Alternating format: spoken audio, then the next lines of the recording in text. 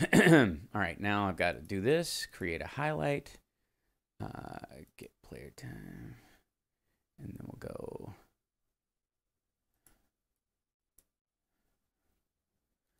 start a post show. There we go. Cool. All right.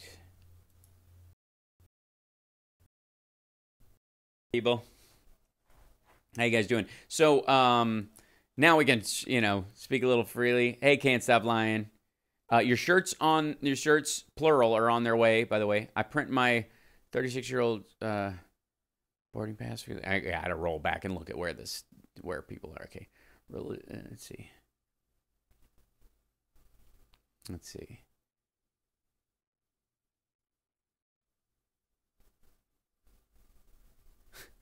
Steph also refuses to learn. You're talking about Stephanie Miller. Okay.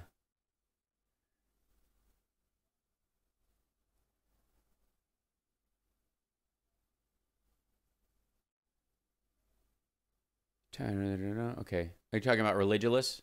It's hard to spell. All right. I'm rolling back trying to look at this chat room so we can get enough of it.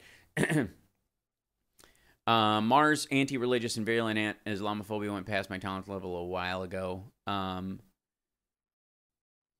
Big corporate canceled his show because he didn't like his message. Boycott thing was an excuse. I don't know which one we're talking about there. Mar dissing Dean Obadala, another line in the sand.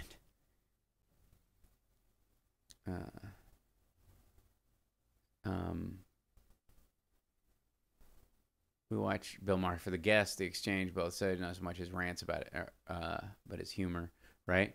An atheist but religious was pretty much just pick an easy target, mock, repeat, tie it all together with an argument that was never supported in the film. I agree with that.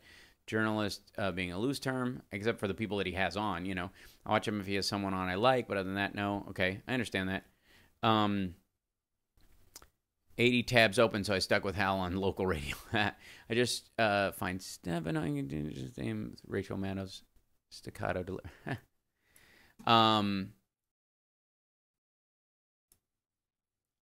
So let's see. I've always had a weak spot for fart jokes. So we're just basically discussing Mars just a straight up dick. Okay, all right. Professional Left podcast is always hot, fresh every Friday. Yes, please, you guys check out Drift Glass's Professional Left podcast. It's terrific. Here's a good question. How do you deal with, you guys in the chat room, the people, when you disagree with someone on the left that you agree with in principle most of the time, but in their, because that's really more of an indication of your, I guess, how you're, let's try to open this other camera. It's really more of an indication of your character than how you view your opponents in some ways. I mean, obviously, if you want to get into the grandiose love thy neighbor world of stuff, that's terrific. But how you disagree with friends and associates who are, who in general you agree with, but you might have a disagreement about methodology, timing, message, all that stuff. That's the interesting thing, because again, we keep running into, I think, on the left, the same thing the right does in some ways, is these purity tests as the standard for how to discuss stuff, very delicately. That's right. Bye, left. I usually end up telling people to kiss my ass. All right, sure, that's a start. Oh, be well, Al Vickery, thank you. Next time around, we should play Let Me Be Abundantly Clear Drinking. When I disagree with a fellow lefty, I try to be respectful and have a conversation. Okay. I don't mean to, but my temper gets to me. Okay. I like Steph. She's funny. I hope Hal will be on her show again someday. We'll work that out. Let's see. Hal, that's why we're here. A good place to disagree, but we're actually on the same course, right? That's kind of my goal, Billy. Let's see. I've never been a fan of letting the perfect be the enemy of the good. Yeah, there's a lot of that going around, certainly. Especially when it comes to, the sort of the fluid aspect of modern LGBT conversations. the discussion that I think a lot of people are successfully learning the ropes on proper respect and understanding for the Second Amendment, while just the abject ridiculousness that combat weapons should be available and on the street is just garbage, in my personal opinion. But I can have a conversation with some people, that are on the other side of the aisle about this, where it's verbally very sharp. It's rough stuff, but ultimately we get to a point of, either a draw or respectful give on a couple of different points. Let's see. But when it comes internally to the left and you're trying to create a battle plan for how to make these changes, sometimes it becomes, bullish. I don't know. I failed on occasion in debating people on the left because we alienate each other. Try to be specific in my difference, and if they can argue reasonably, I'll proceed. Otherwise, I won't. I understand that. It's a good point, Carl. It's way too easy in social media to be misunderstood. You have to be very specific and careful when you argue. That's true. Brad, go rest your cough. Thanks for being with us.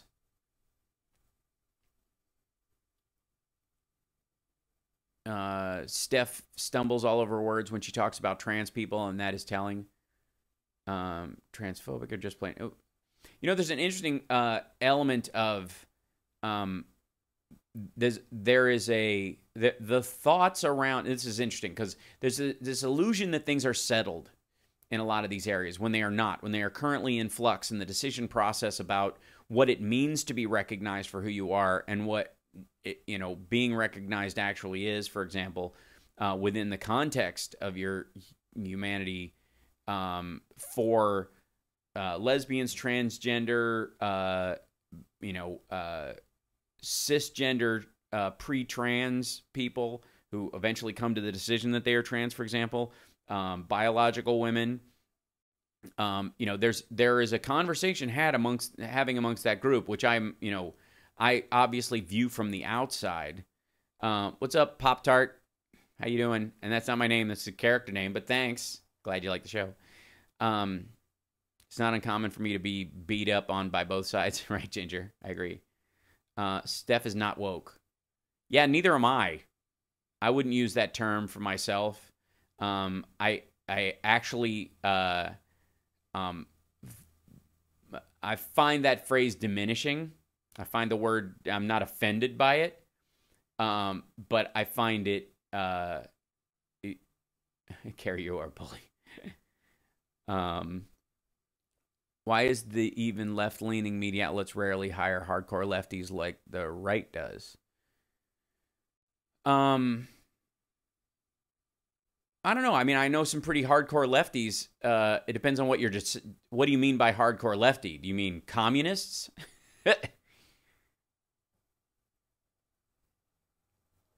And if you're saying it with a hardcore righty, are you talking about straight up Nazis? Are you? It depends on what you mean by it, because I know some people who have very firm, strong, attitudes about their belief about collective bargaining, about workers' rights. They believe in, the fight for 15, but they might be a gradualist in how you get there, all that kind of stuff. But if they even talk about a strategy that takes some time, they're derided as not being left enough. That's kind of what I'm talking about in this regard.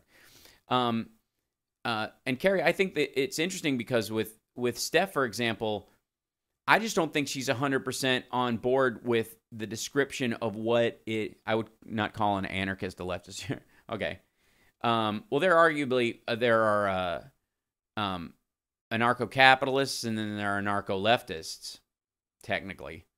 Again, at that point, you're talking about fringes. Like basically that argument becomes like, why don't we have more fringe people on our side, on our shows, the way they have fringe people on the right? Like, well, because that doesn't help, and it's not a functional part of a conversation. And I can't speak for Steph directly, but I can say that there are a lot of women, both lesbian speakers, because I watch a lot of lectures. around all of these issues to see what the consensus is. And there is an ongoing debate right now. And, you know, about what is, you know, what defines womanhood and what defines femininity, you know, in that regard, you know, and again, it's not really a conversation I can have, but I, you know, as an observer, it's clearly not settled science, even social science. So again, all the more reason for a reasonable discussion about it, you know, before everybody, you know, and the idea that not recognizing me based on my my label, that my label is my identity, and if you don't address me by my label, you are denying my identity, when just engaging with you is an obvious connection on your existence. Or that it equates with respect, for example, that recognizing my label is giving me respect, when respect is ultimately earned. And if you're saying, well, on a human level, everybody deserves respect, well, that's clearly, you know, not the case. There's no level of, like, even if you're one of the people who are like, let's hear Richard Spencer out, you're not doing it from a point of respect. Nor would I expect you to. So nobody comes with that straight ahead of, you know, respect all humans. So that's kind of what I'm talking about, if that makes any sense or whatever. Enjoy listening to Steph in the early morning. None of us are perfect. I've always viewed, you know, as far as Steph's show, in all seriousness, Steph has an incredibly important part to play in the in the progressive movement, in that I view her show as a vegan hamburger, let's just say. The idea is that not all people are ready to jump right in with a well-rounded bowl of lentils and carbs and a macrobiotic bowl of healthy food, right? They're not ready to go from eating steak and potatoes to that. Is a transition period. And so places like Veggie Grill and other places, they give you these mock hamburgers that look and taste for all the world like they're quote-unquote real thing, but they're actually vegetables. They're vegetarian. And then you move to veganism, if that's your thing. And there's a value to that, that transition point. And if you expecting Steph to be the hardcore vegan macrobiotic meal is not the purpose she serves in the arc of the continuation. And maybe the maturing of your ideology and your crafting of what your principles are, you may even move past that at some point, but it doesn't devalue that step in the ladder because it exists. And it also, if you want other people to be able to move up the ladder, you need that extra rung, you need that rung to be there for everybody, even though you've surpassed it. And to some degree, anytime somebody, the problem I have with her is not the problem I have with, say, Bill Press, who I think actively shit on Obama, in what I would call a racist way. I think it's dismissive racism. Yeah, well, can't stop lying. See what I mean? Like, when people move to vegetarian or veganism, they don't do it like that. They make that soft transition. And sometimes she sounds, for all the world, her show sounds like a regular morning zoo show. It just has a progressive bent, right? And that's important because you're moving people in that direction. It's super important. Its value is arguably more important than, you can try dragging people straight to Thom Hartmann and they'll ditch out on you. So Steph was fine for a while, but she doesn't do it for me anymore because I've moved past her simplistic way of looking at the world. Well, very well, Carrie, that's good. But it was valuable for you in your arc. So to say it's not valuable for somebody else in their arc is dismissive, quite frankly, of the importance of people learning over time. It's like saying, I'm in 7th grade now, so we should just eliminate 5th grade. because 5th grade is insulting to 7th graders because I don't need to learn that stupid stuff anymore, right? It's, it's incredibly important, It's all where we are in our lives. Right. Good point, Julie, because some people just aren't there. That's true, Hal, and that's why I don't say this stuff anywhere but here. Well, I'm glad you feel like you're able to say it here. and I also think it's important that when people engage you where we do differ about stuff, that they do it, respectfully and with ideas. And that's, it is 100% why, I'm against the concept of deplatforming. I'm against the labeling of anybody who's on the right as a Nazi and whatever stuff. There's a straight up, if they're a white supremacist and they definitely have Nazi sympathies, or they're standing in a park in Charlottesville giving the fucking Sieg Heil, then yeah, right? But anybody else who, there are, it's like when you're talking to someone who is a belligerent jerk about these ideas and they're not going to move, then you recognize that when you're discussing stuff with them, you don't curtail your way of talking because you're talking to them. You curtail your way of talking because you're talking past them to the people who might be reachable. And there are those people. And, look at the Baskin-Robbins heir. He became a vegan, took all the money that he got from, the dairy industry from his parents passing it on, and he donated it. He didn't live off of it. He started his own business separate from that, didn't live off this huge amounts of money donated to animal rights causes.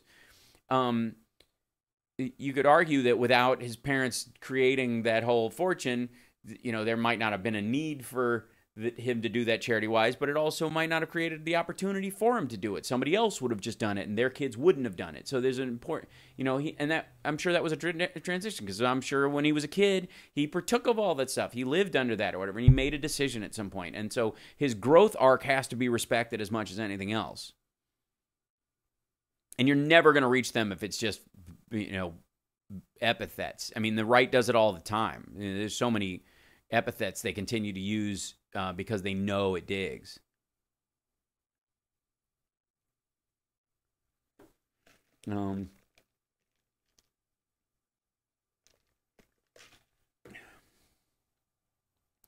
Yeah, John's show, I mean, we can't fault him to some degree, because for him to get a show, again, that's sort of the delivery system, Carl, is that for John to get a show on Sirius, for whatever reason, it had to be, or it was pitched as such by his people, that it had to have access to more than just politics, right? That it was some element of fun to it, so it wouldn't just be Tom Hartman, essentially. The idea is that he arguably came on with Stephanie Miller, and kind of grew from that. So, okay, if we're going to give you a show, it has to have some element of that pop culture aspect, something worth watching, and or we won't give you a show. And that's cool. It's also a great opportunity for him to meet some of his heroes, and that's totally awesome. Go for it, man. I wouldn't pass it up either. So imagine how different the world would look. So many intelligent, creative people stopped waiting for others to give something to them and fulfilled those needs themselves. I agree, Ginger. That's, it is interesting. And this is, don't worry, John, Carl, we know what you're talking about. We respect what you're talking about. USA needs to diversify his guest list, though. How do you mean?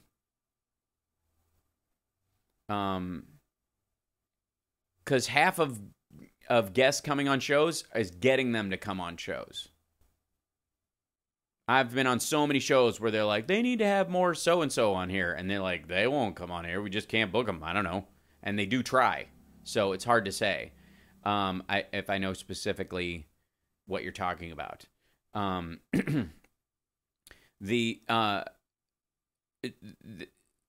I come from a very odd psychological standpoint when I view stuff. White male? As a white male, I don't necessarily share the same thoughts as Donald Trump or Scott Pruitt, and David Hogg is a white male, and so is Sean Hannity. and so is Bernie Sanders, and so is Tom Hartman. And so there's no lack of, I understand what you're saying, but the idea that there's not diversity of thought just because they're white and male is weird. Just is. And you can bring on, if you bring on, you're like, we want diversity in thought. Okay, well, let's bring on a female black pastor, for example. Well, we found one and she's anti-LGBT. Well, that, you wouldn't think of that as diversity, would you? No, I mean have more women and people of color. Yeah, I agree. And I know they reach out for them. And when they're available, they come. But a lot of time the women, when you go to Sirius satellite radio, a lot of the women and people of color are going to the women and people of color stations. That's the other thing about having a very, kind of tribal form of booking, quite frankly. When you've got John Fugelsang's there and you've got the Oprah channel, where do you think the women of color are going to go when they have an opportunity to go on a show, or they're in the building? They're going to want to be booked on that. They're going to take the time to make sure they're booked on that. Malcolm Nance says a lot of good and interesting things, but there's something, I just don't trust. I don't know why. No, Malcolm Nance is a good dude. The reason you don't trust him is because he's been in a business where trust was she has a network. I don't know that she has her own show. I think she pre-tapes some stuff.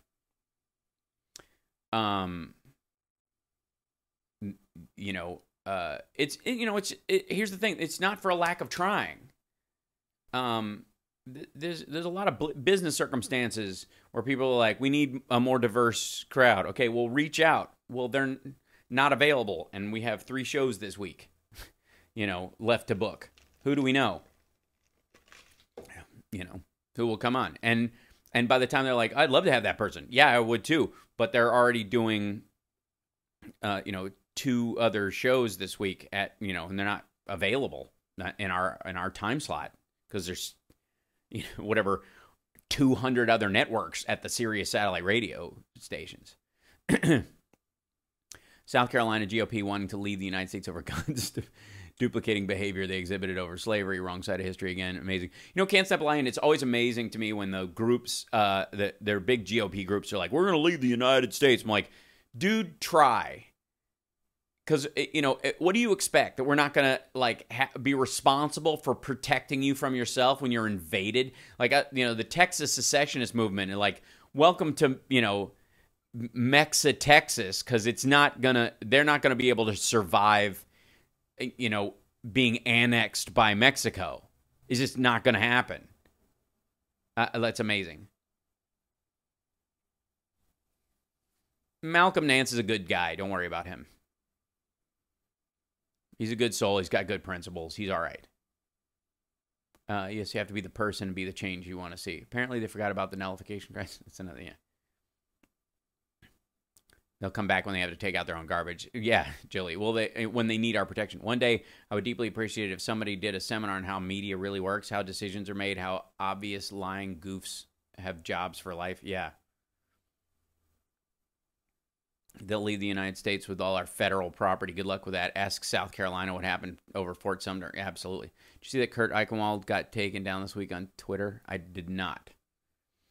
Because the people I follow on Twitter, very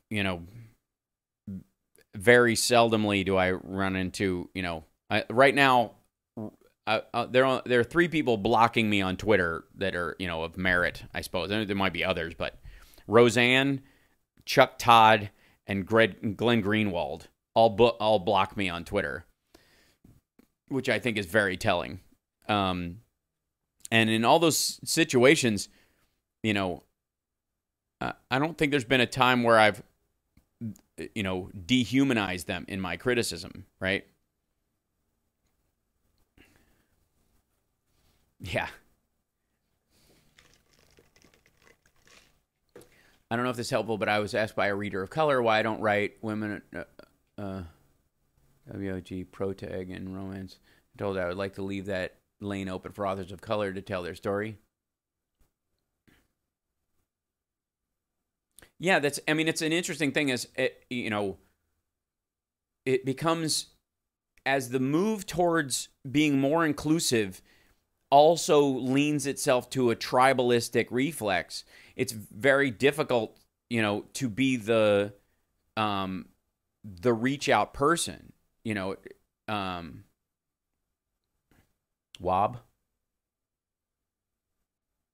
white or black women. Oh, WC, that makes sense.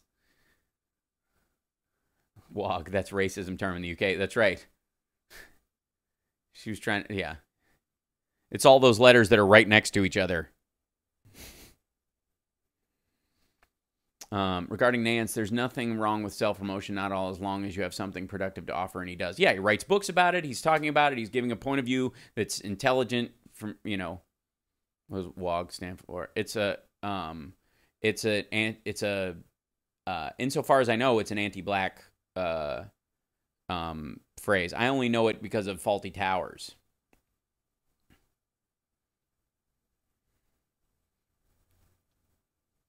Hey-o. Hi, Amos. Sounds like we had a contentious show. I'll have to go back. No, it wasn't contentious, Denise. Not at all. Women of God, right? We're just kind of like, I just started a kind of discussion about how to disagree respectfully with fellow people on the left to move, the conversation, because one of the things, that comes up is like, is like the trans rights issue and the rise of the TERFs, right?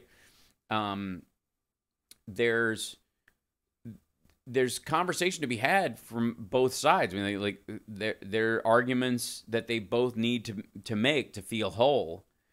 And it's a really difficult conversation to have unless you're willing to have it comfortably. So that I haven't written a trans book doesn't mean I don't care about it. So trans issues, I'm leaving that door open, right?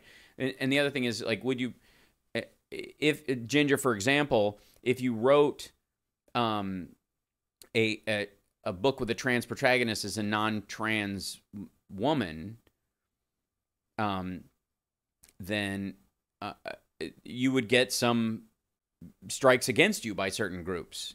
It's let's see. So, Carrie, I'm starting to think it's something you're doing, because I haven't been blocked by that many people. Maybe you need to reform your argument base. The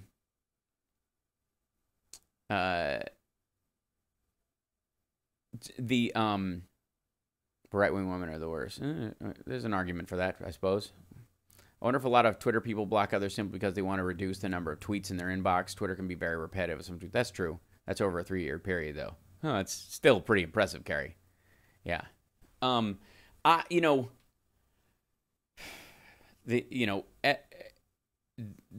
tribalism is one of our biggest problems right now. And as people retreat into their tribes as an attempt to affirm their identity around that tribe, they also limit their humanity to everybody else. And that's just the truth. The more you pull back, it's like when somebody becomes a Niners fan more than they are a member of their own family.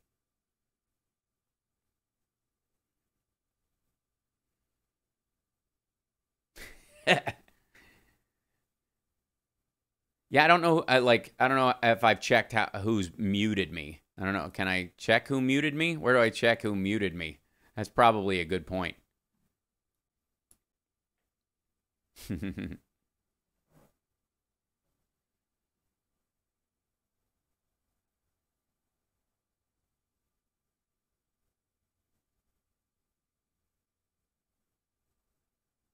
Yeah, don't follow the Steiner Bernie drones down their rabbit holes anymore. Saves tons of time. Yeah, well, because that's a fight you're not going to win. Because it's, again, a lot of times they're trolls, and it's not based on an argument point. It's not based on ideas. It's based on, team sports. I must be doing something wrong. I don't think I've ever been blocked by anyone, but I don't tweet that often. That might be it, Carl. You have to kind of go after him fairly hard. Although I didn't go after Glenn Greenwald blocked me not because of anything I tweeted at him. I think it was about something I said elsewhere. The only relevant tribe should be that of human. I agree. Detribalism through travel. Yeah, it's going to be interesting to go to China in a few weeks because I'm going to be there for almost 3 weeks while I'm shooting over there. And while all this stuff is going on, this contention between our country, it's going to be fascinating to see,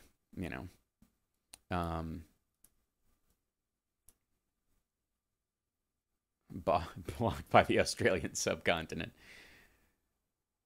I mean, blocked by people who use a block bot. That's a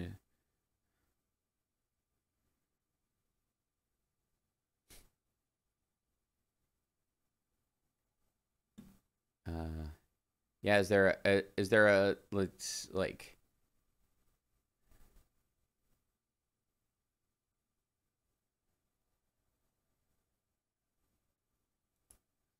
yeah? I don't know where I would even look to find out if where I'm blocked. I guess I have to get one of those analytic things to do it.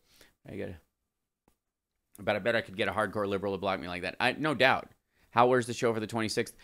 It's Matt's still coming up with that. It's a restaurant. It's the pizza place, I think, where they've had them before. If anybody knows what that is, I'm sorry, I don't know it, but I'm not on the air with them to ask right now. Yeah, the yawn works terrific, Carl. Yeah, if you ever get like the same kind of bullet point from somebody, yawn works really well because it's so infuriating to people. And yawn followed by a mute is particularly frustrating for people who are just being jerks, because right when they think, like, the idea is that, like, let them rile up. Usually takes about 3 tweets, get them riled up, and then write, "You're boring," and then mute them, and they, what?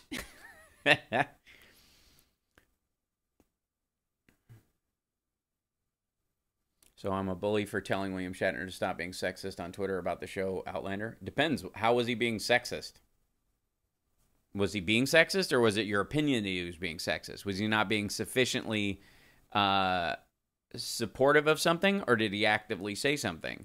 And if he actively said something, was he being cute and just joking around, or was he being harsh and actually being sexist? Did you jump on something with both feet that should have, could have been addressed more kindly? That's the difference between being a bully or being, engaged. I like William Shatner. He has a nickname for me. He calls me Sparkles online. I give him shit sometimes, and we have, nice exchanges, but he's a decent old man saying shitty things about the character Claire.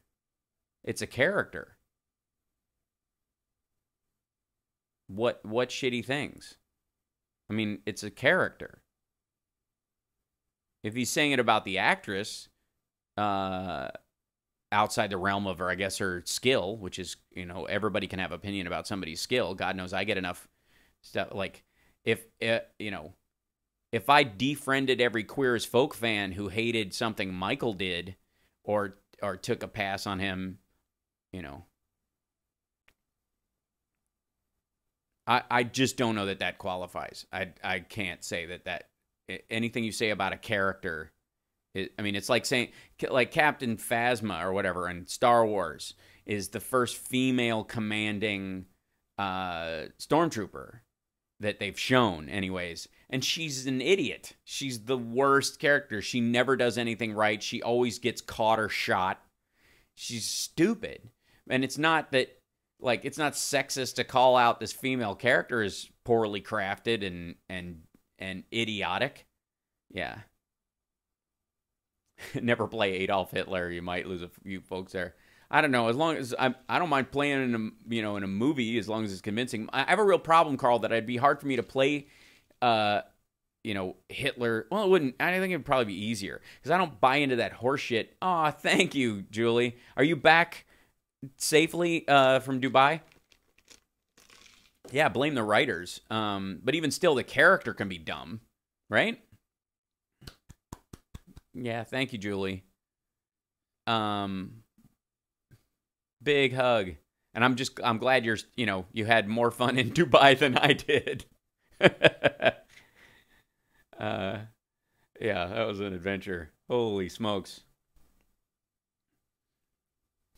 Well, I'm glad. The boys look like they had a great time. You fell asleep. You say goodbye and I say hello. That's okay. I completely understand.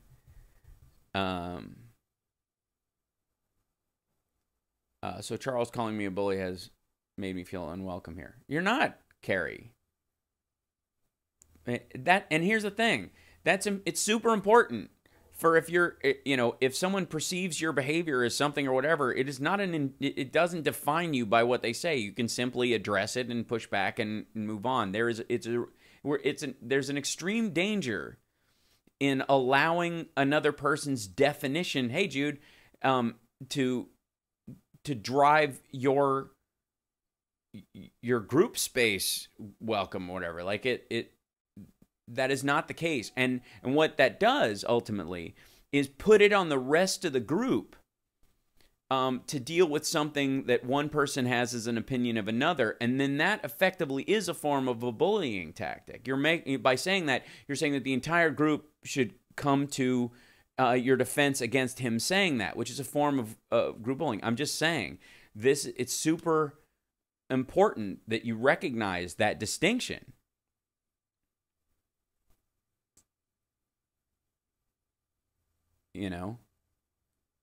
I don't have the details for Berwyn yet, but I will. As soon as I have them, I'll let you guys know. Promise. And it'll be before I leave for China.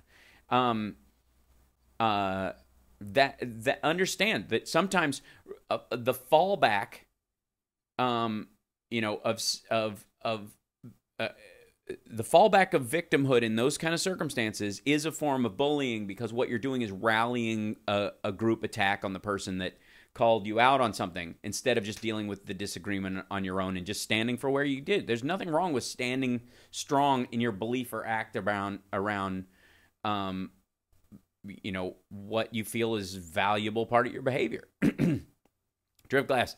Go charge your laptop. Be well. Thanks for staying as long as you could. I come in here, a few times a month, and at most I've seen it more than once. There you go. Bye, Drift. Everybody listen to the... do you have a link for the podcast before you fall off? If not, tweet it to me and I'll tweet it out.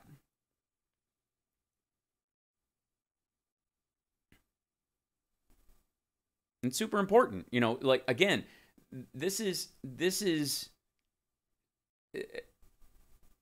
you want to talk about one of the Gordian knot of social movements, is that I stand by my statements about calling out prominent people for their shitty behavior and comments. And great, that's all you need to do. That's awesome. And if people continue to have a problem with how you do it or whatever, you can either take that as constructive criticism or just shrug it off as other people don't understand the importance of what you think is important, or find a better way to convey the importance of what you're trying to say. But unfortunately, one of the things the left has adopted is the safe space mentality, that safety and the ability to be fully heard without interruption is the value, right? Is the valuable space in an argument. And it isn't. It just isn't. It never will be, because you will always cede ground to your opponent. Any claimation of victimhood cedes ground to your opponent. Even if you ultimately claim that they're being wrong, or they're a bully, or they're saying something, ultimately, if you claim that you are being victimized, in a circumstance where you're clearly not, a victim of violence, or a victim of theft, or a victim of, measurable crime, and it is simply and this is the problem I guess I have with the phrase social justice, because there's no such thing as social justice. There's social interaction, and then there's legal justice. There's no social justice in our interaction. That means that there is a win in human interaction, and that's a terrible position to operate from. I'll never accept a Nazi as a relative or a friend. Yeah, and by no means should you have to. The problem isn't the POV; it's the idea that people have to agree in order for there to be a conversation, right? Because then this is how these bubbles become circle jerks. Everybody just kind of I have a friend who's a hardcore Trumpist. I know a couple of them, and we argue about it, and we go back to being friends. And if I can eventually bring them over to my way of thinking on certain issues, then I've succeeded. If I just go, anybody who's even close to that, I'm done. You're a monster. Then then it is the antithesis of our own drive to make, because understanding is the entire goal of, I believe, the progressive movement. Is if you're talking about empathy, you're talking about people understanding that some people don't have it as good as you got it, and therefore deserve help in certain circumstances or support in other circumstances. That all those things they matter, right? And if your main argument-based response is, I call people monsters and shut them down, then that's a problem, And if they call you a monster, you think you're being attacked, and divest yourself. Carl was saying over dinner we had before my show down in San Diego, in La Jolla, that he's got a hardcore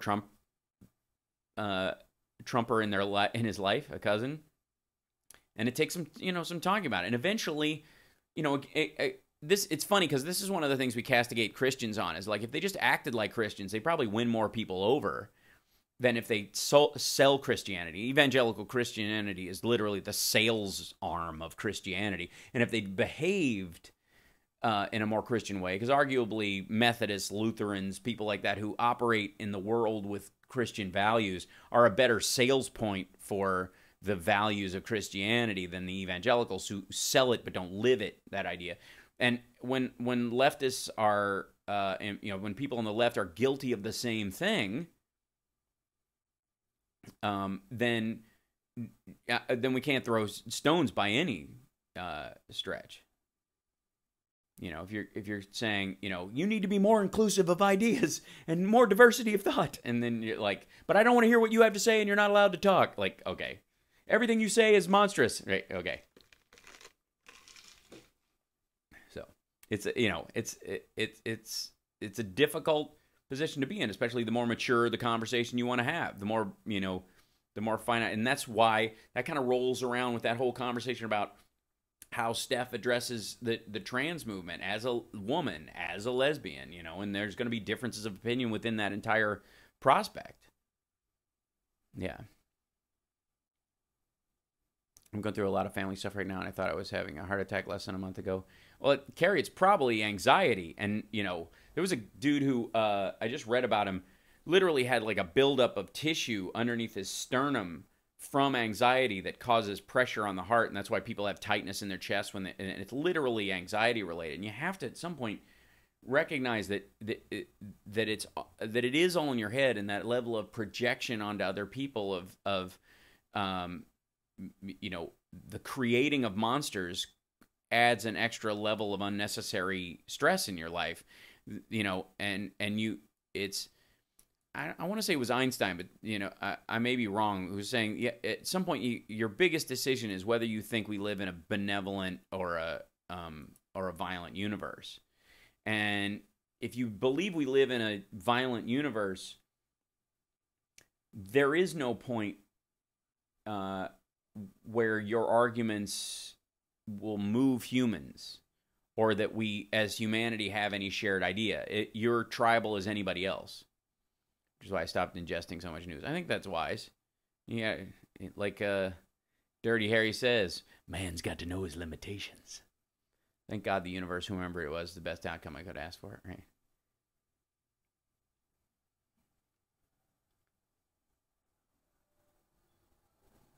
We're lucky to have you, Carl, and we're lucky to have you, Ginger.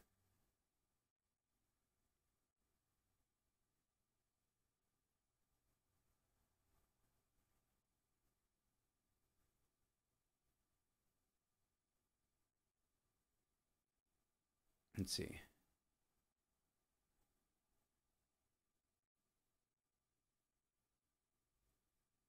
Yeah, it's pretty much the only news ingest over most weekends. Well, I try to cram it all in. I say you're wrong and then drive a fork in their hand. Right? That's a great argument point, Amos. Carrie, try their majority report. I like them. Yeah. Good idea, Dr. Oliva. Although I do have my issues with Sam about his feelings about Obama, and it makes me a bit annoyed. But I call him out about it, and and it's not because he's a bad human being, and it's not because he doesn't want the best. So, thanks, Ginger. Yes, you could have, but I appreciate it that I was a part of it. My dad has been suffering from congestive heart failure for almost 3 years. Well, Carrie, I'm sorry to hear that, and I want to tell you, as somebody who was born with a heart murmur, and my mom has heart problems and all this kind of stuff, that it never helps by tightening your body down. That you gotta relax into life too. Mm-hmm. It's funny that that as the left, we sometimes will get into our tribalism so ferociously when ultimately what we're preaching is empathy, understanding, and open mind and open heart. How you have a heart murmur. I did when I was little. I outgrew it. I don't have any Trumpist friends. I do have conservative friends. There's a real difference. There's a time when I used to debate, argue the facts, Trumpism is extremism. Yeah, I agree. I think a lot of them have moved out of that. Or they'll occasionally fall back on an issue that they like. Thank you, Michelle. Thank you for joining us. I'm trying, but getting called a bully for having an opinion doesn't help. It shouldn't. Carrie, you have to get to the point where it doesn't matter. Like what someone calls you or doesn't call you should not define who you are. It will never 100%, feel good. But at a certain point, the value is being able to stand in yourself and not be affected. Otherwise, you are literally handing the keys to your anxiety machine to anybody who walks along. We hear a lot of talk about toxic masculinity, which, I appreciate, because if we're talking about toxic masculinity, that means there's a version of masculinity that is not toxic. And one of the values of masculinity in society is not absorbing too much of other people's opinions. And, we talk about how, it is, like women in like an Atomic Blonde where like she's a badass. Well, you have to understand that being a badass means you're less empathetic. There's no such thing as an empathetic badass. You have to cut off parts of your emotion to be, a badass super spy that kills and shoots, kicks and shoots people. Like that's what that is. Well, that's heretofore what's been regarded as a masculine trait, whether, call it a yang trait if that bothers you. And so, masculinity is in the eye of the beholder.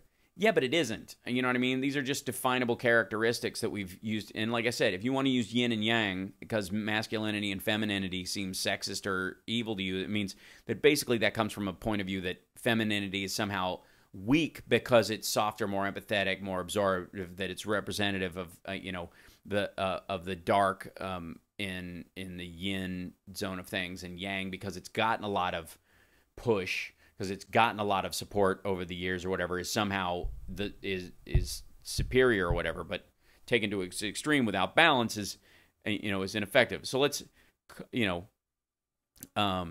see what's interesting. I think it's harder for women because we are conditioned by our culture to outsource our value to society, such as whether we're attractive to others defining our worth. That's true, Ginger, but also men are conditioned to think that we should die for our cause, our family, at any circumstance. That our definition of manhood is running towards gunfire, not running away from it, even if it would be smarter to protect your family, carry them away.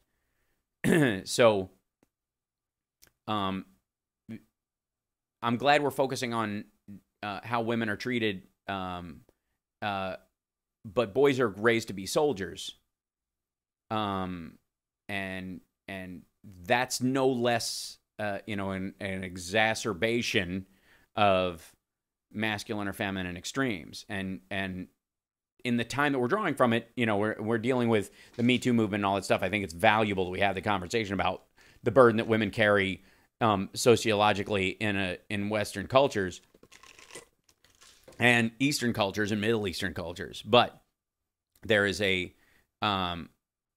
entire industries exist solely to make women who somehow are always a work in progress and need improvement to be whole. You know, you could argue, Ginger, that Men's Health magazine, that all the weight loss and workout supplements almost entirely aimed at men. You know, the physique model of, you know, a six-pack abs and all that kind of stuff is aimed largely at men. And then again, the soldier mentality that you have to be willing to die. And ultimately, men do die 10 years earlier than women. And I joked about that in my act, but I noticed that never comes up in the equality conversation. Like, nobody's like, women need to make 20% more money and live 10% less, shorten their life by 10%. There are reasonable burdens on both, and we planned it that way, Hal. That's right. Kill us off early. And like I said, it doesn't downplay the need to talk about the needs of women that have been looked beyond during this time. 2 words for you, Hal. Dad bod. Yeah, that lasted about a month, Ginger, and now it's embarrassing. And most guys, most men, dad bod is an insult. Women are okay with it in theory, was the idea, is that women will put up with dad bod or like it or think it's cute or something like that. But in general, if you want to talk about toxic masculinity, the idea is that that's disgusting. And if you're okay with that, you're a failure. Yeah. Meanwhile, Ginger, while the dad bod thing was happening, the Effable Dads of Disney was, or whatever that was called, on Instagram became a thing. Like, women taking pictures of cute dads pushing strollers was coming up with the exact same thing as dad bod, and none of those guys had dad bod. I don't have a six-pack, Amos. I have a 4-pack. I'm not tall enough for a 6-pack. I have my body leans more towards, and I guess it's not a bad thing, is how Schwarzenegger was when your stomach was, flat but not as gnarly defined. I'm just saying that when you are talking to a woman about not letting others define them, I understand it goes way deep. I do understand that, Ginger, and I'm saying when you're talking to a man about not letting others define you, I understand that we're good at stacking walls. We might know a thing or two about how to deflect that, what the difference between an insult and a ribbing is. And I think there is a difference in how, women and men accept that. And then again, then Ginger, this is a great point. Because I can't define that for you, but what I can do is give you a complimentary view of it. Does dad bod mean a guy whose body is aging? No, dad bod is literally gut, is dad gut, essentially.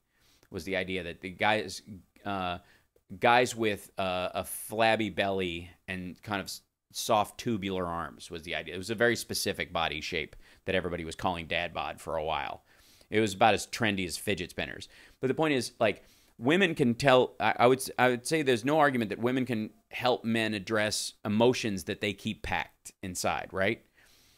In the same instance, men can, I think, give women the gift of going, look, this is where a wall does you more good than a window. Right? That's what I'm saying, and that's why I'm trying to help. I was made fun of for years when I was a kid for wetting the bed. There I said it, and because I grew up in a town where that kind of hell was dismissed, I still have scars. That, there's a lot of people who dealt with that when they were young.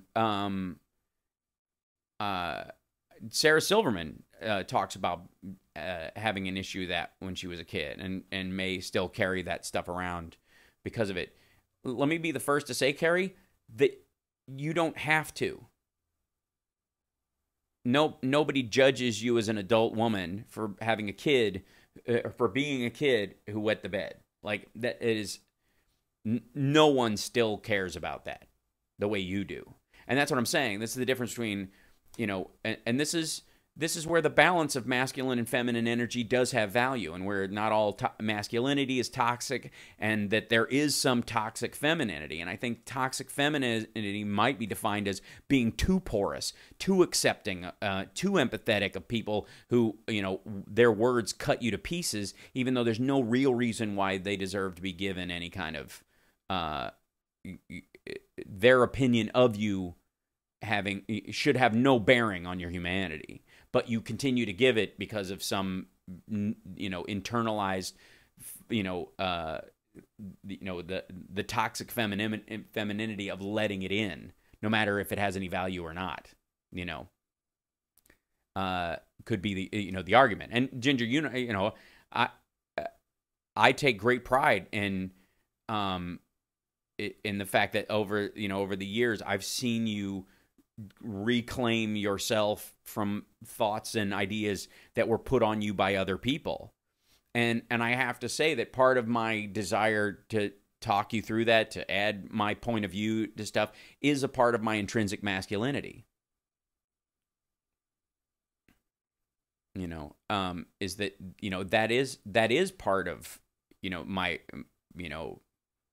masculine identity. As a matter of fact, this is interesting because since we're having this conversation, and Ginger had, more than most of us, has as many reasons. Everybody thinks they got stuff to deal with, and Ginger has been through so much stuff and still managed to continue to move forward, and is one of the most prolific writers I know.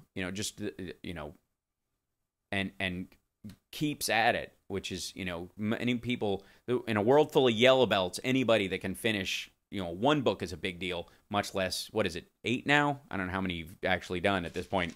I lose track. Being albino in Puerto Rico is a pain in the ass. Kids made fun of me all the time in school, got fights. The best part, I was better than all of them in school and laughed at them. It's interesting, Lord Dracul. Honestly, I had an epiphany regarding you last week in this exact context. That's interesting. Lord Dracul, there's a guy at there's a security guard at Whole Foods here in Los Angeles. He used to be at the one over in Venice near my old house, and he had vitiligo, and his vitiligo continued. He's Hispanic, older gentleman. He was very dark-skinned and Hispanic. But so his vitiligo was very distinct as he started to get it. And especially as it moved across his face, you could tell when at first it was his hands and his sleeves covered most of it or whatever.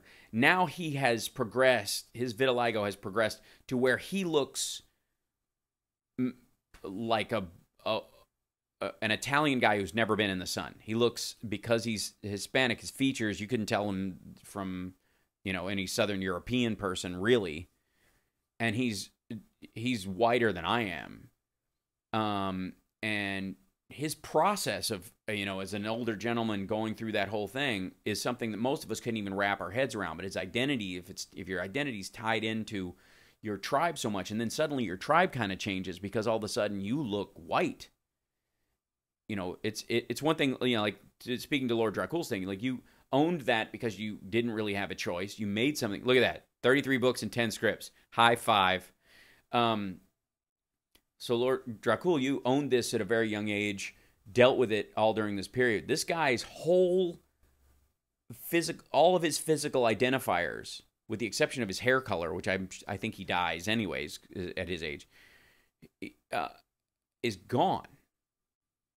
You know what I mean? He went from being an obviously Hispanic man to arguably a passing Italian, as far as what you would glance at him, And if your tribe is about your skin color and all that kind of stuff, and the conversations we're all having about skin color and what it means to be a person of color at this point, or whatever, he's no longer a person of color in his outward appearance to anyone, and yet internalized, he's still the same man.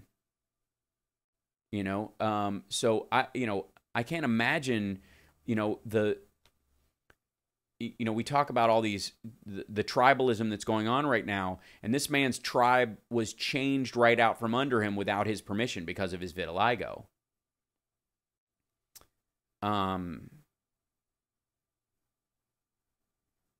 let's see what. It will be interesting to hear from your perspective, Hal, when you're in China, what they think of the trade war. I agree. I mean, most of them will think whatever they're told to think because it's state media. And they'll vary. A lot of them, the great thing about the Chinese people, and is, I find this in a lot of countries, and including the United States, that a lot of people move beyond politics fairly quickly once you're hanging out with them, and that we all have this idea of, being able to blend together. Also, being a well-to-do white guy from America, there's a tendency by almost every set of old people that I meet that, like, we have a daughter, and she really needs to get married and get out of here. Can you help us in any way? It becomes like, it's like an old Jewish couple meeting a nice, Jewish doctor. Like, well, have you met Sarah? There's an element of the familial part of that.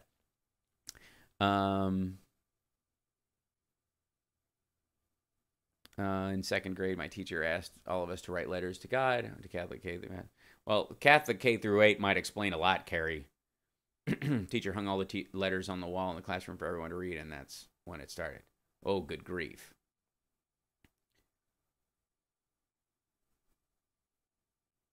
I was a strong, confident young girl until that moment, and everything changed. Well, that no longer needs to be the case. Like, none of us in here judge you about what happened to you when you were a 2-year-old. Like, here's the thing. Okay, here's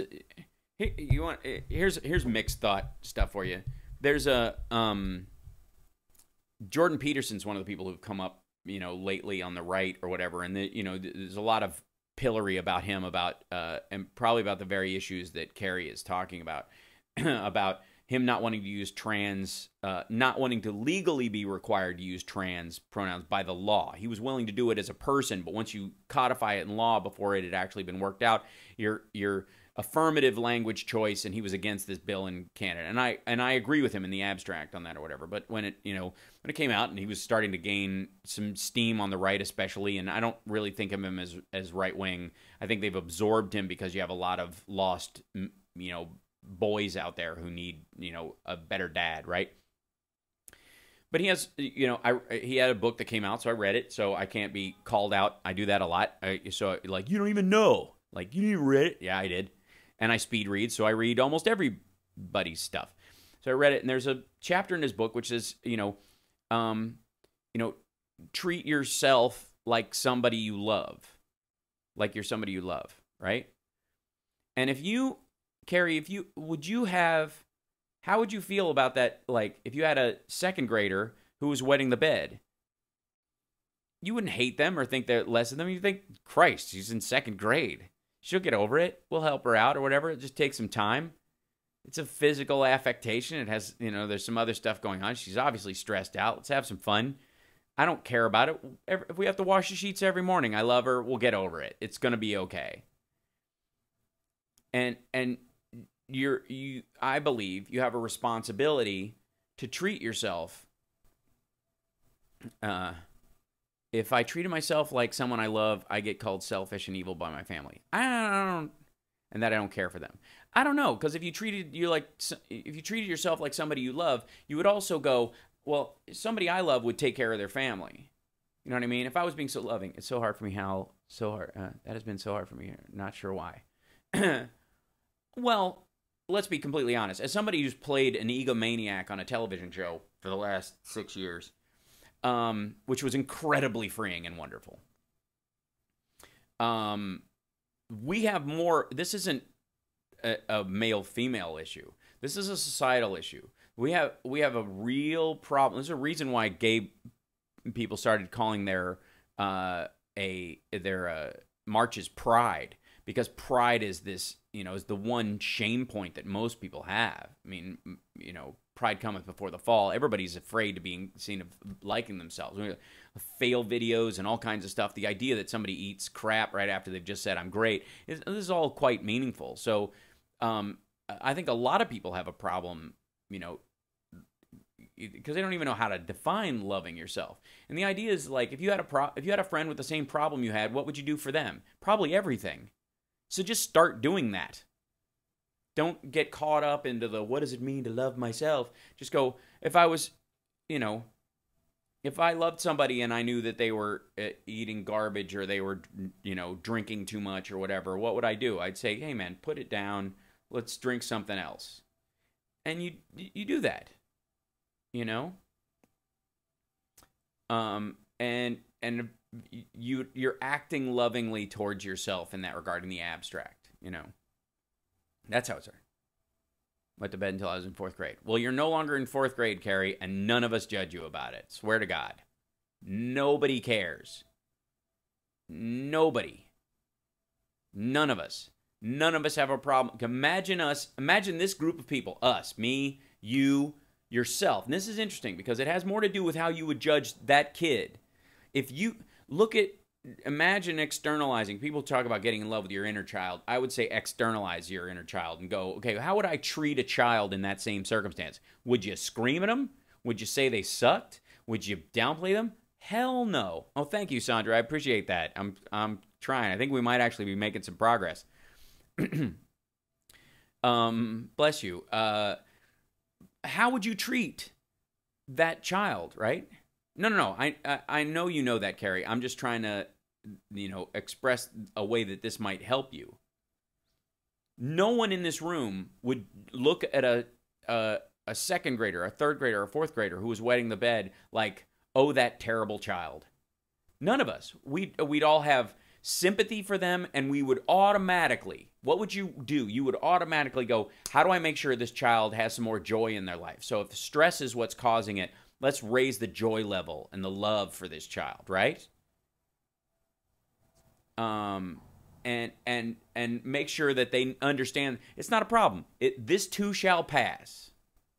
Everybody, when they have a kid, thinks, oh my God, my kid's never going to eat. Oh my God, my kid's never going to learn how to read. And they do. And you just keep at it. And you just have, you know, the patience and love that a parent would have. And when you understand that there is a seed, of your judgment on that externalized child, that is a sign of weakness. You still buy into that. And if you think about it for even a minute, it goes away. Like what Ginger is talking about right now, like no one would judge her for having that reaction in that circumstance. You know what I mean? No one would say, oh, well, that's, you know, clearly a sign of weakness or something. Nobody would do that. It's insanity. You would never react that way to a child. And if you did, you're not even part of a conversation, you know. You're not a valuable source to, you're like, oh, okay, out of this crowd of human beings, I'll pick the one person who would, you know, shit on a kid for these kind of problems. Well, we appreciate you sharing it with us, Carrie. I think it's very important, you know, and dealing with this stuff may affect how you're able to communicate, you know, stuff when you're talking about political issues or social issues that you really do care about, because you can't carry that burden of stuff or that internalized self-hatred and externalize your voice and have it not have that attached to it, right?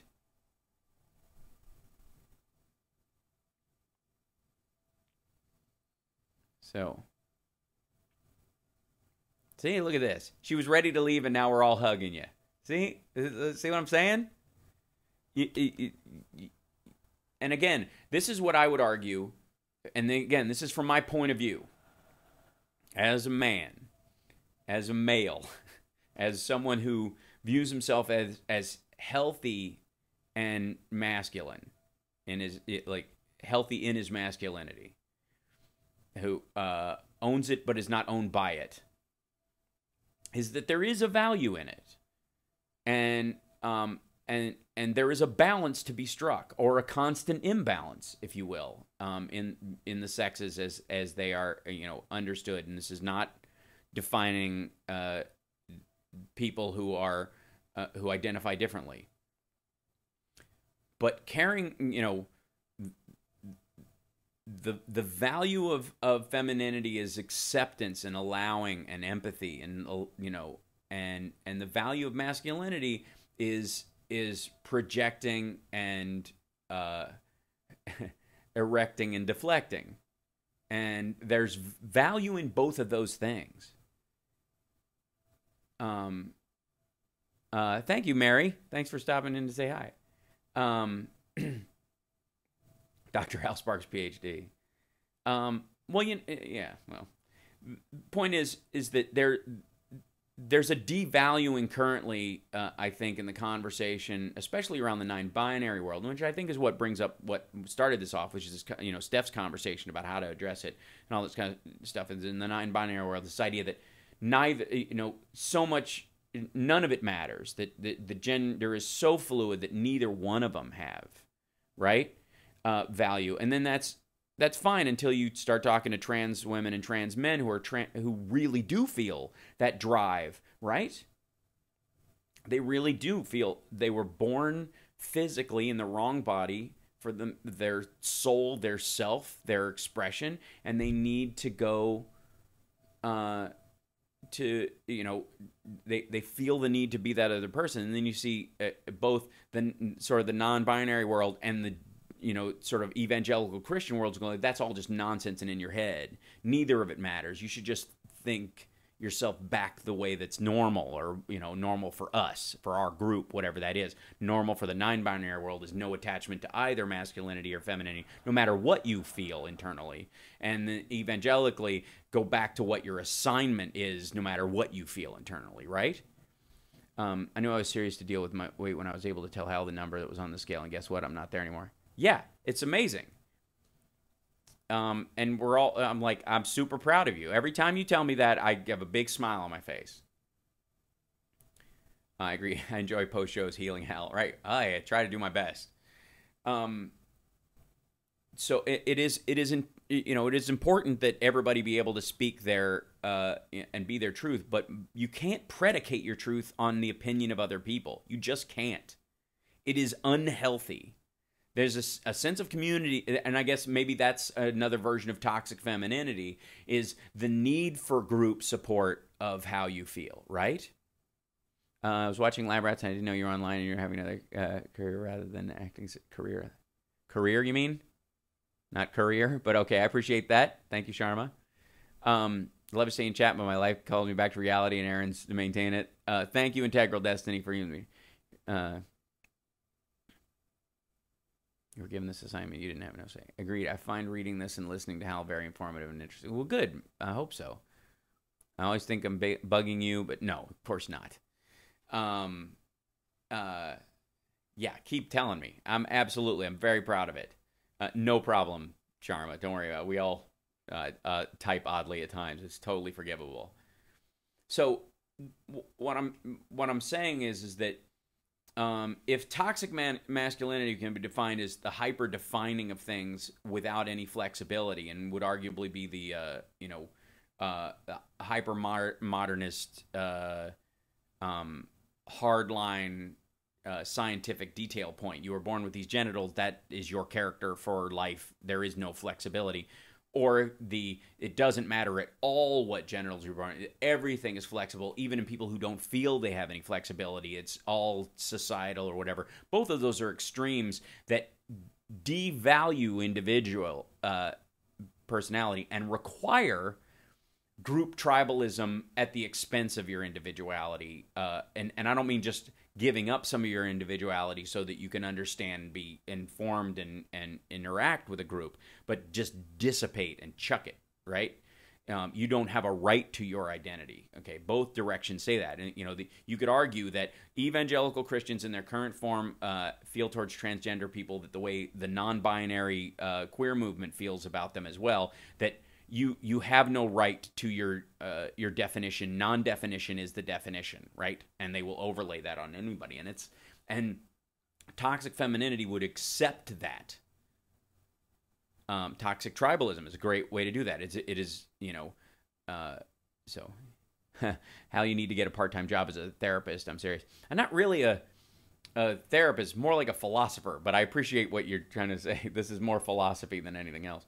But the point is, when you and this is why I don't like offensive. We've talked about this a little bit before, but why I don't like the phrase offensive, because that means instead of me calling you out for saying something that's racist or sexist or very specifically wrong, I say it's offensive, which is a veneer, which means someone else might be hurt by this. I'm not directly, because that's not my group, but on their behalf, I'm speaking on, and therefore I'm taking you down a peg without actually addressing anything that you're saying, and therefore it's just a muck of disagreement that is because I can't even solidify my identity in the process.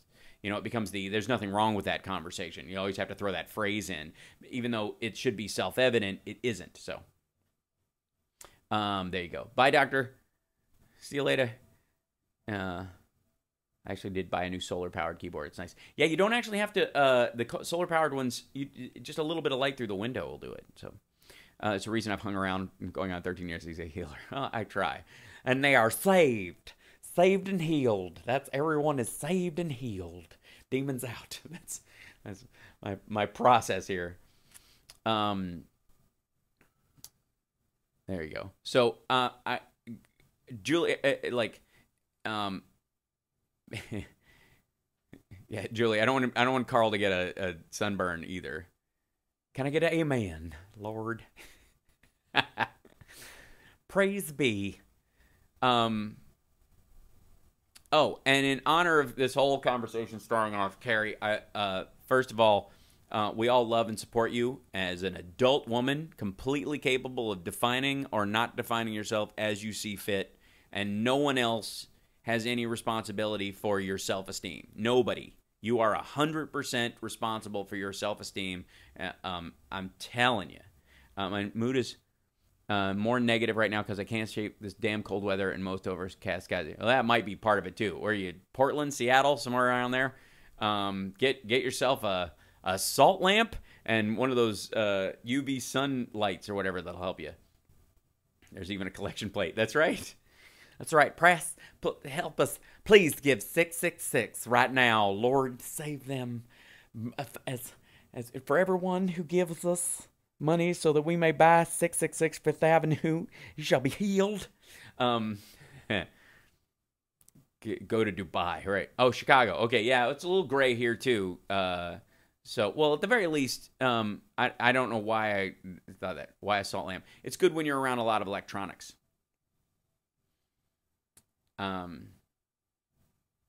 I second life. No, you don't. It's completely understandable, Carrie. I get pissy when I'm cold. Yeah, it's, again, know your limitations. Understand that you're going to be affected by this stuff for a while. And if the weather's doing this kind of to you, remind yourself in those thoughts. I'm getting upset, but it's really because I'm in this bummed out weather, right? It's, it's super important. So in honor of Carrie, I want to finish the Grey's Anatomy story that I was telling you. So, stop it. How does a salt lamp help? It apparently pulls negative ions out of the air, which a lot of electronic devices put off. So it helps. It helps with that. I've found it's very nice. It makes the room it feels a lot more comfortable. I was covering an event for Windy City Times last night, and the room was chilly, and I think that's why I woke up with a cold. It's entirely possible. What were Jessica and Kevin like? Oh, they were really nice. They're total pros. They've been doing this for so long. They're just like printing them.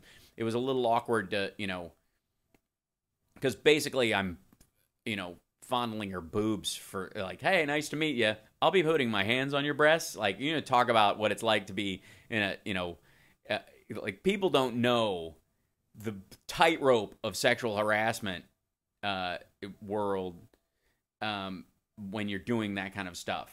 Like the sex scenes we did on Queer as Folk, we had to basically it was like a football thing plays. Like, okay, your hand will go here, and then I'll come around the outside, and then we'll get a nice shot of the face, and then we'll blah blah, and then 2 shots of buttocks, 1 shot of a foot moving, and then hands gripping together, and we're done. Right. Yeah. Hal, I think it's appropriate now to say this.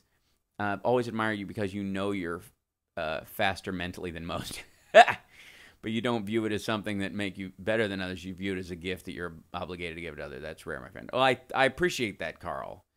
And I don't know how many of you know this, but my sister has a learning disability. And I grew up with her having to take special classes. She's dyslexic. She's, what was commonly referred to as mentally retarded when we were growing up. I always joke that we lived in Kentucky, so no one can tell. But there's an element of, if she lived in New York or California or Chicago, even, she would be on public assistance. But so my parents were all, there's this weird bifurcation of intellect in the house, because one child is one way and one child is the other way, and they were worried that that if I ended up having a mental issue at all, it would play itself out in madness. The sister that almost ran you into a snake that home? Yes, that sister. So growing up with that, I had to thank you, Julie. I had to deal with the fact that my sister had this struggle that she was always with, and yet my constant interaction with her became an exercise in understanding that I was just in a different space. What I was thinking about, what I was doing. And then that became abundantly true with even the rest of the family. I'm definitely an outlier.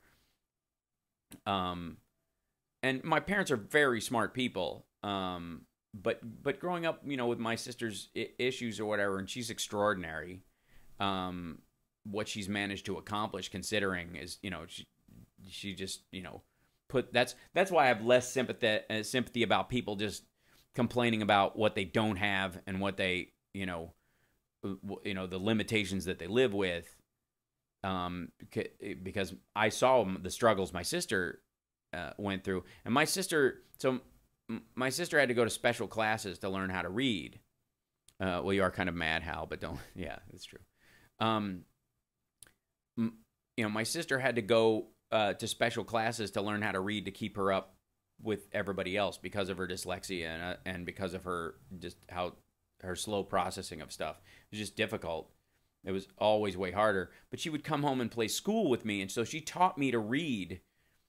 When she was 7, I was 3, and so she was doing the same. She would come home and just play class with me. She taught me to read when I was 3 years old at a first grade level, and so she was integral.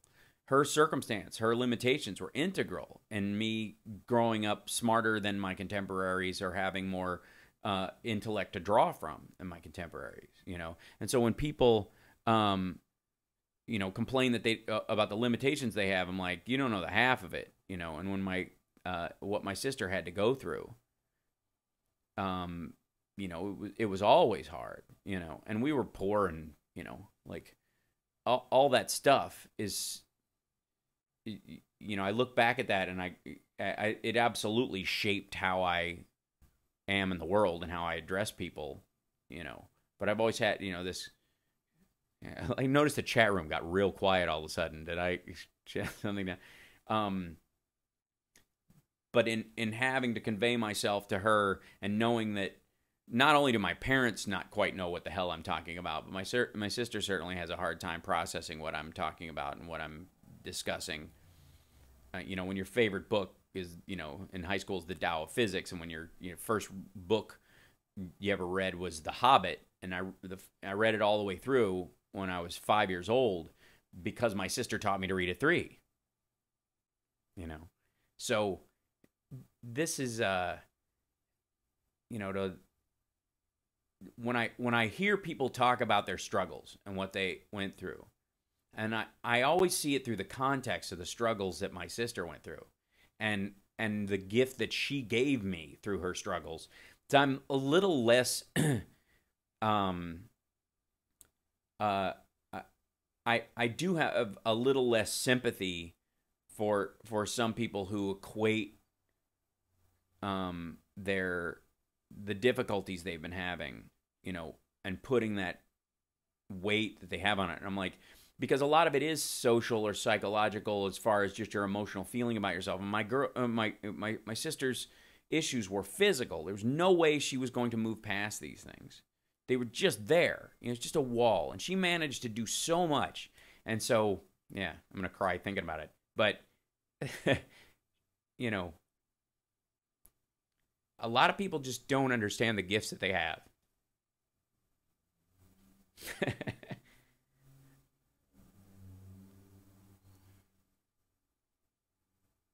Such a cool story how some professionals now say a child's brain is not even ready to learn to read until 8 years old. I disagree. I think a child is ready to read the minute you start them.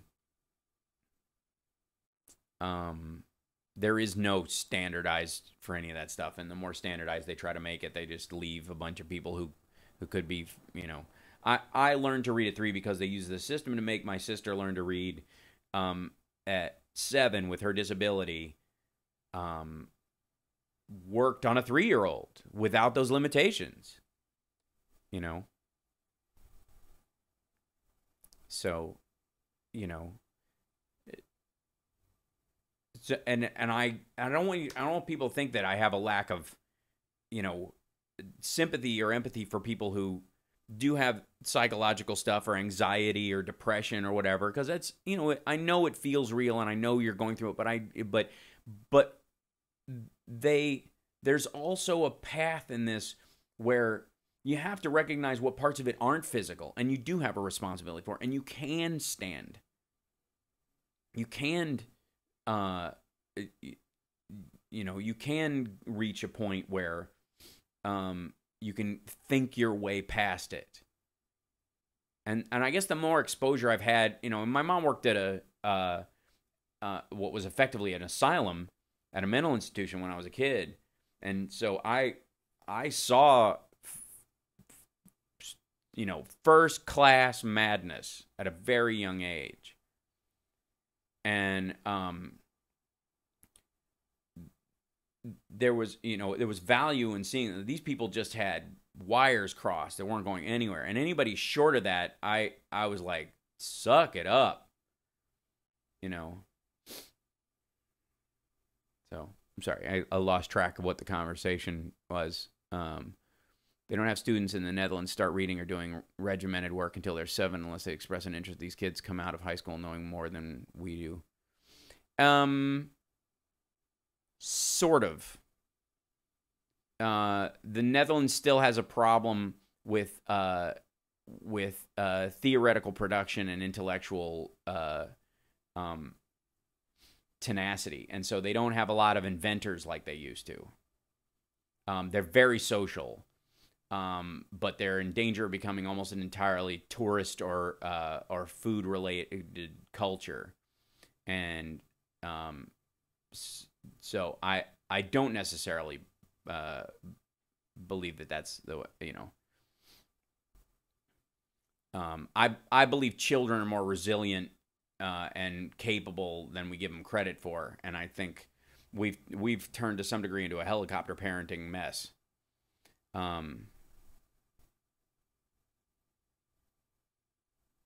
That's great, Natalie. Yeah, like some children aren't ready to learn to read until 7. Yeah, I suppose. But are you going to tell them that right away? Like, which kid? Your kid? You know, that's always the, you know, if they're not, then keep at them. But there's no point, there's no wrong in trying to continue to teach them. You know what I mean? We've lost the value of failure in some ways, you know. Wow. I didn't know that, Carl. That's fascinating. Camden's wonderful. Like free-range parenting isn't a new thing at all. Yeah. Yeah, I'm not for it. Learning is specific to the kid, and there's that's where schools fail. Classrooms need no more than 16 kids. You know, I don't know that we can do that, Carrie. That's the thing. Yeah, that's true. But here's the argument for, you know, and we get off into a public school rant, but this idea that, you know, what the left wants is the schools to get class size to get smaller, but we won't fund our schools, and you know, and we let people get away with paying teachers less and all that kind of stuff. So there are fewer teachers, because why would you go into a field where your pay wage keeps getting driven down? No matter how much you love kids, you might want to raise some, and it's when you're better off staying at home and getting welfare than you are teaching kids full time. It's silly.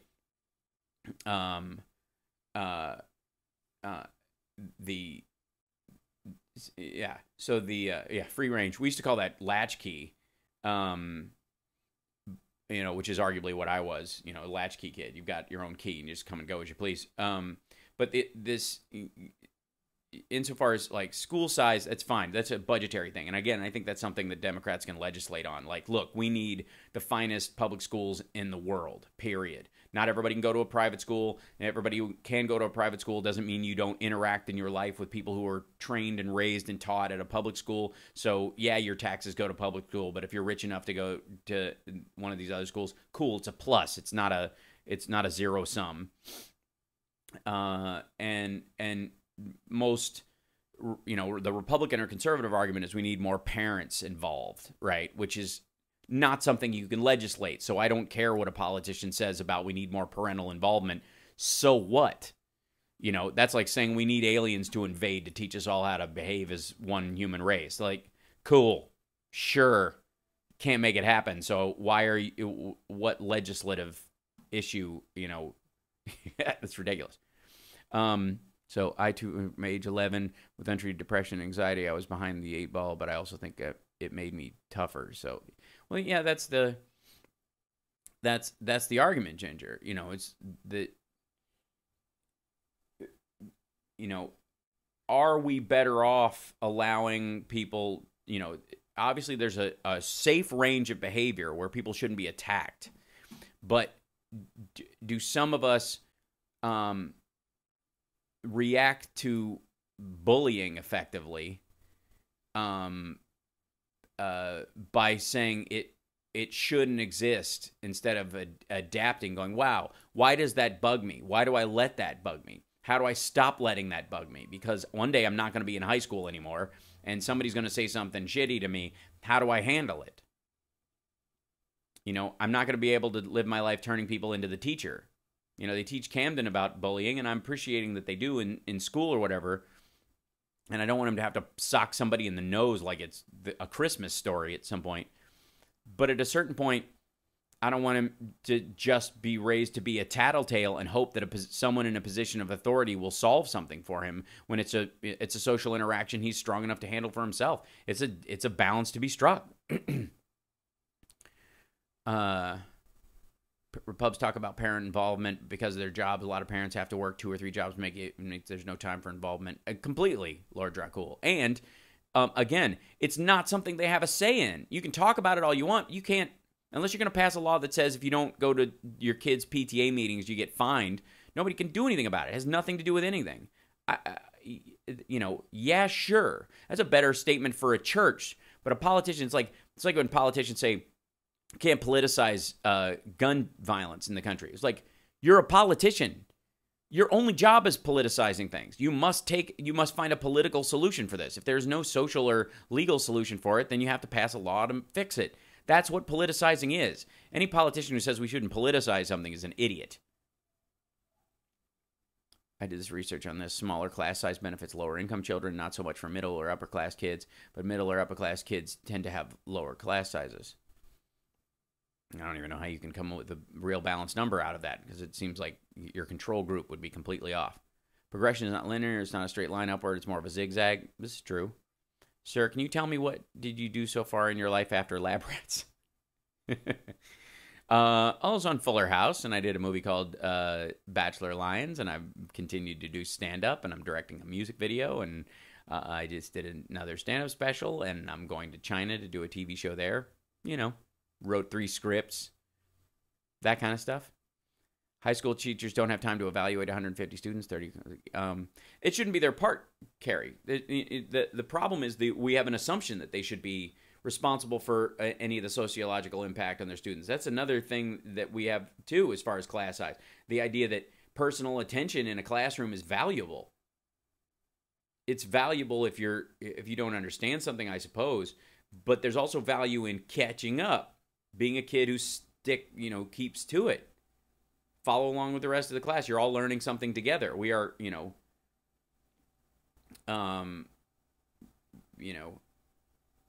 there's, there's another side of that argument. And that's being generous. I know, because I taught high school social studies classes, and most of these kids thought Mayor Richard Daley controlled the entire state of Illinois. They didn't know where Italy was on a map. That's geography.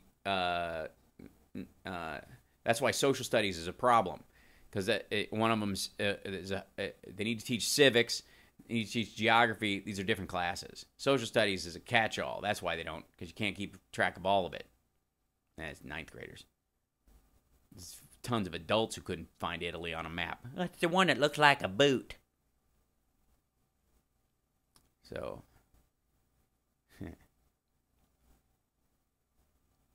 and there's an argument that Mayor Daley did run the entire state of Illinois. I mean, it is Chicago after all.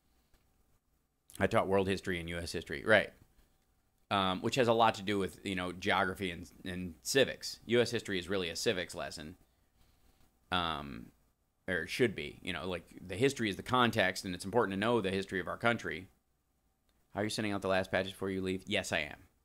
The fact that someone has accomplished this how is called me prolific is kind of mind-blowing. There you go. The best compliments I've ever gotten. Just saying. There you go. Well, you've completely earned it, for Christ's sake. A boot with a big triangle on the end. That's where my dad's people come from. That's right. Alessi. You know what's super weird is that, you know, that Ancestry.com thing where they show the black tribe run by the women, and this woman says, you were strong and you ran a tribe that was, you know, you were a strong woman, and I learned from you where my power comes from. She's 1% more sub-Saharan African than I am, and has almost as much Irish and English. That was so weird.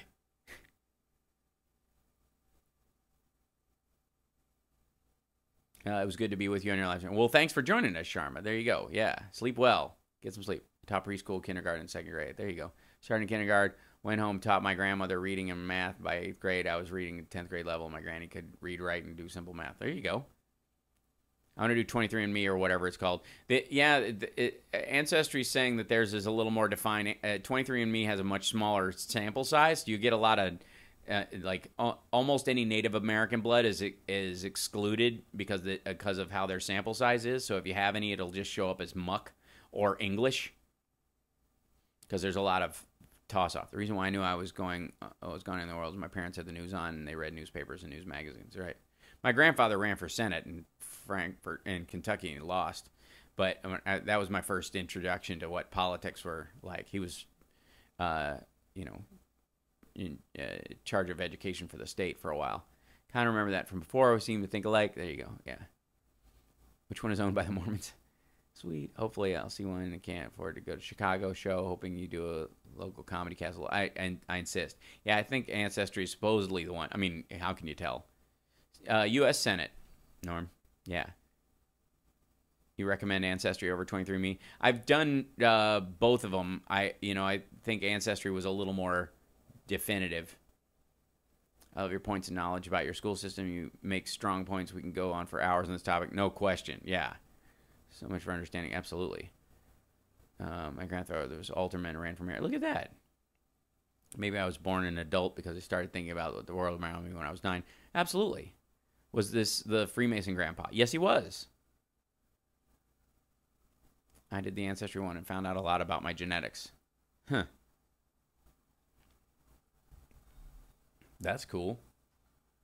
And again, at a certain point, people start blending.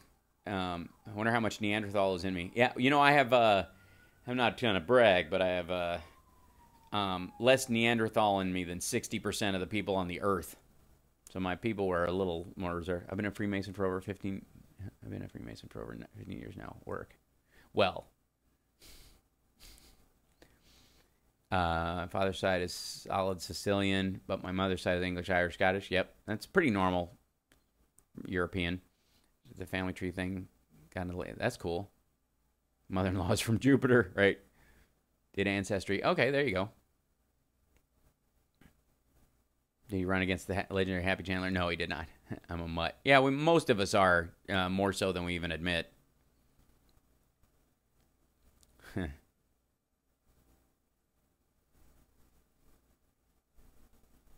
Wish I could spell. Well, why start now? I mean, honestly. Bald women are sexy. This is true. Did you see that new? There's like an ad running for one of the travel companies, and it's clearly the woman, the model they hired is trying to look like Emma Gonzalez. It's so obvious. It's hilarious. She's just an adult. I was half German by her mom, but my genetics are hardly any German. And they say, and your siblings take the same test. Take the same test. Their genetics will be different. Well, they shouldn't be. Not too much.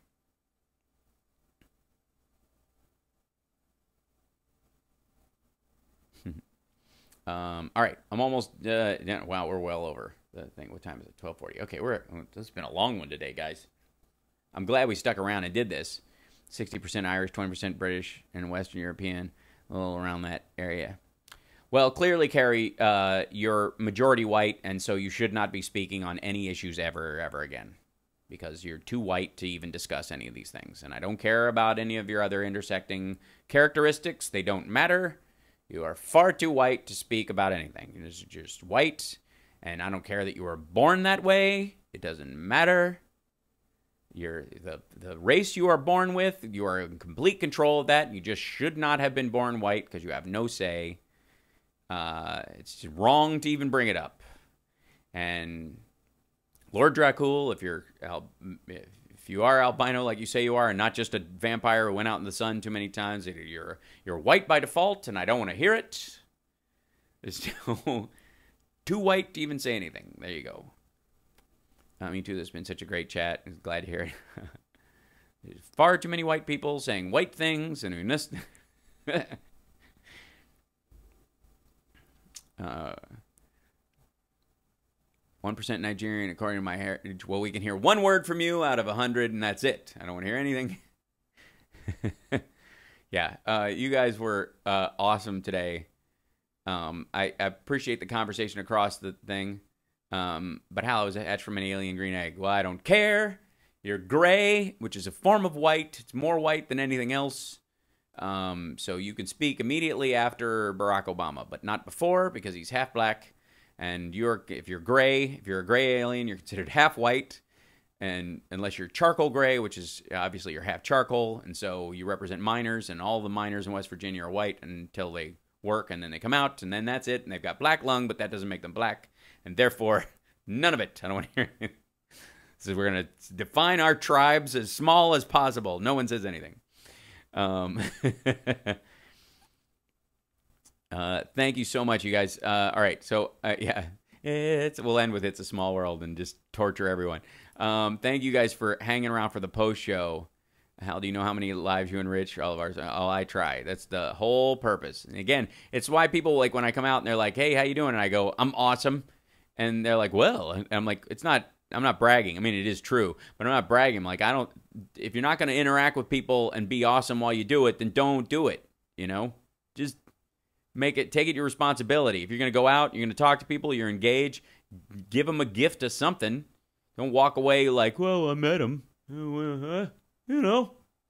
said goodbye, nothing bad happened." Like, no, if you're going to interact with human beings, leave them with a gift, even if it's just a smile on their face. Do it, Beige Lady was the funniest thing on the show. Sounds like Trump saying you're awesome, right? So good, folks, so good. Anyways, all right, take care of yourself, guys. We'll see you next time. This has been a really awesome post show. I appreciate you guys sticking around.